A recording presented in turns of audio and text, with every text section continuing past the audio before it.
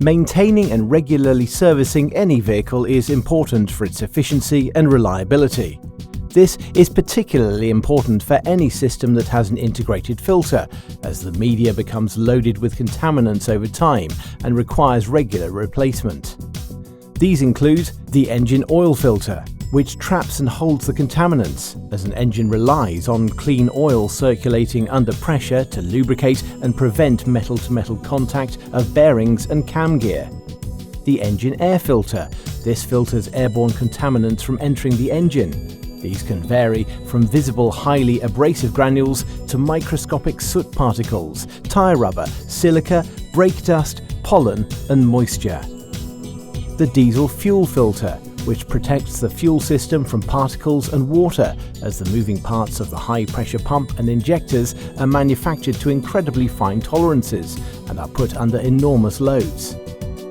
The cabin filter, which cleanses the air entering the passenger compartment and prevents pollutants from being inhaled by the vehicle's occupants. It also keeps dirt out of the vehicle's heating, ventilation and air conditioning system. In this video, we look at the replacement procedure for the fuel filter ADN 12353. The featured vehicle is a Dacia Duster 1.5 diesel and uses a common fuel filter assembly, which is used by many other vehicle manufacturers, including Fiat, Mercedes-Benz, Nissan, Renault and Vauxhall Opel. First, the front wheel is removed, followed by the wheel arch liner. This reveals the fuel filter assembly, which is required to be removed from the vehicle for the elements to be replaced. The protective metal shroud is removed, followed by the unclipping of the fuel pipes and water sensor connector. With the filter assembly removed, disassembly is required on the bench.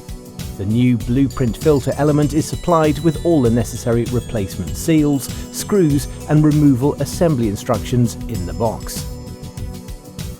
Remove the water drain screw from the base of the filter housing and drain the fuel. Inspect the fluid for any metal particles, as this will give an indication of any wear issues in the fuel system. Then loosen the 5 retaining screws on the top of the filter housing. Insert the plunger in the base of the filter, as this will aid the removal of the filter element. Push the plunger upwards. This should release the seal at the top of the housing, allowing the elements to be removed. However, sometimes the seal and the suction force from the retained fuel in the base of the original filter can make this task difficult. Once released, the 5 retaining screws can be completely removed and discarded, along with the plunger, and the filter element can be removed from the housing. Inspect the housing for any debris and clean as necessary. Remove the original O-ring seal fitted to the top of the housing and replace, lubricating with engine oil before assembly. Insert the new filter element into the top of the housing until it clicks into place. Next, the bowl of the filter housing is reassembled with new screws which are tightened to 11 Newton meters. The final part of the assembly is to replace the O-ring seal on the drain screw, lubricating with oil before refitting it back into the base of the filter.